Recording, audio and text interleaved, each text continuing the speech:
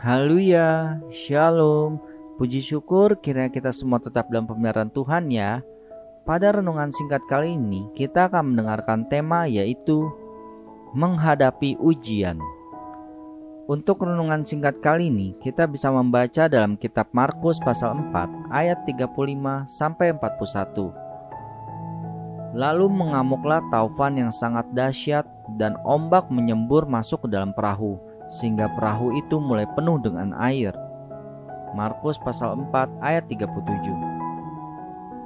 Mengikut Tuhan dibutuhkan komitmen yang sungguh-sungguh serta motivasi yang murni, sebab kita akan menghadapi banyak kesulitan dan juga penderitaan. Dalam Filipi pasal 1 ayat 29, sebab kepada kamu dikaruniakan bukan saja untuk percaya kepada Kristus, melainkan juga untuk menderita untuk Dia. Tuhan tidak pernah berjanji kalau kita mengikut Dia, perjalanan hidup kita akan bebas hambatan. Bahkan murid-muridnya pun yang senantiasa bersama-sama dengan Tuhan juga mengalami apa yang disebut dengan masalah atau kesulitan. Contohnya saat mereka berada dalam satu perahu dengan Tuhan Yesus. Tiba-tiba datanglah angin ribut atau taufan yang sangat dahsyat, sehingga mereka menjadi takut dan panik. Tentunya angin ribut itu bukan angin ribut biasa, sehingga mereka takut. Karena sebagian besar murid itu notabene adalah nelayan yang sudah terbiasa menghadapi badai dan gelombang saat berada di lautan. Peristiwa tersebut membuktikan badai itu benar-benar dahsyat dan berada di luar batas kemampuan mereka menghadapinya. Reaksi yang ditunjukkan para murid sama dengan reaksi kita ketika badai permasalahan datang menerpa.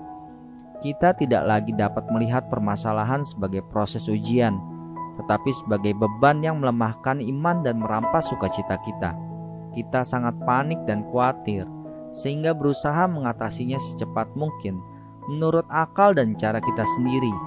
Kita marah dan menyalahkan Tuhan dengan berkata, "Guru, Engkau tidak peduli kalau kita binasa."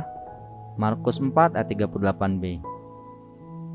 Perihal ujian dan pencobaan yang kita alami, Yakobus berkata dalam Yakobus 1 ayat 2-3, "Saudara-saudaraku, anggaplah sebagai suatu kebahagiaan apabila kamu jatuh ke dalam berbagai-bagai pencobaan, sebab kamu tahu bahwa ujian terhadap imanmu itu menghasilkan ketekunan." Melihat kepanikan mereka, Yesus dengan keras menegur, "Mengapa kamu begitu takut? Mengapa kamu tidak percaya?" Markus 4 ayat 40.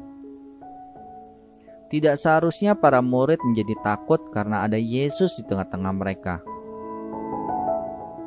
Di akhir renungan singkat ini, saya akan membacakan kata-kata penutup bagi kita semua.